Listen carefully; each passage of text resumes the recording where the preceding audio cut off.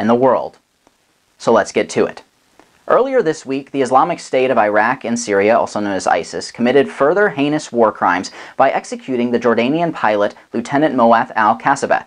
However, this wasn't a regularly showcased execution by ISIS.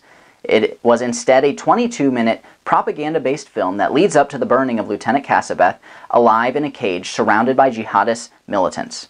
Before we get to the execution, though, I want to tell you a little bit about the video, which I strongly encourage that both you and your children watch, even if you stop it before the last 2 minutes where the execution actually occurs, because the video depicts the barbaric nature of radical Islamist terrorists in the Middle East right now.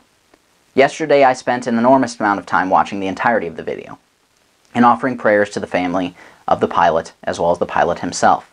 In the beginning of the film, military animations and graphics that would make even Hollywood impressed introduced the cinematic piece of stomach-churning propaganda.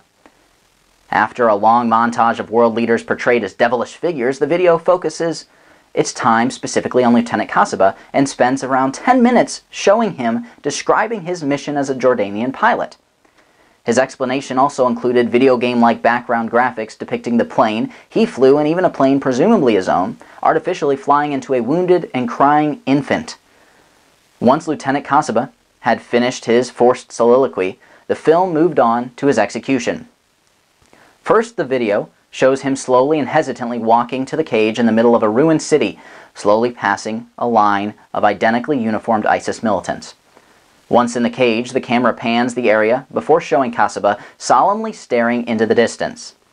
Finally, with the lieutenant doused in gasoline and dropped to his knees, the executioner lights his torch and sets fire to the line of ignition powder leading to the cage, at which point the lieutenant is consumed by flames and brutally burned alive as he runs around grabbing his face, trying to escape before eventually collapsing lifeless.